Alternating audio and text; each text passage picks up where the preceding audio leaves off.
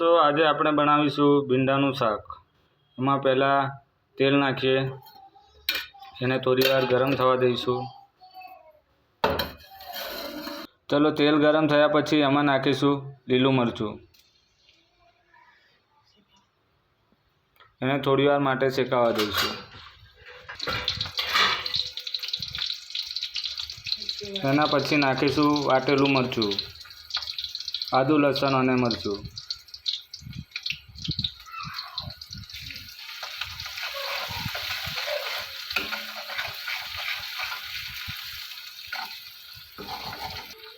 મરચું શેકાયા પછી એમાં નાખીશું ભીંડા,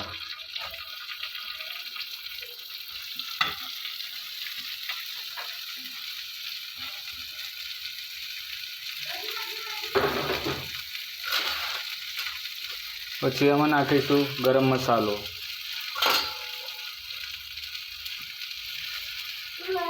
ધાણા પાવડર,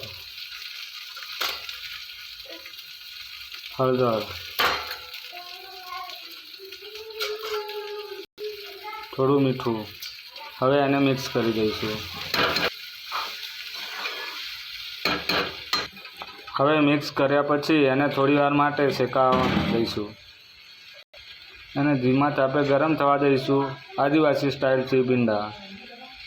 ચલો દોસ્તો 10 મિનિટ રહેવા બાદ હવે એને ચેક કરી લઈશું આપણે। હજુ આપણે 5 મિનિટ માટે રહેવા દઈશું, પછી આપણું ભીંડાનું શાક બનીને રેડી થઈ જશે। જો તમને મારો વિડીયો ગમે તો share, comment, like and subscribe જરૂરથી કરજો। ચલો દોસ્તો 5 મિનિટ રહેવા દીધા બાદ આપણું શાક ભીંડાનું બનીને તૈયાર થઈ ગયું છે।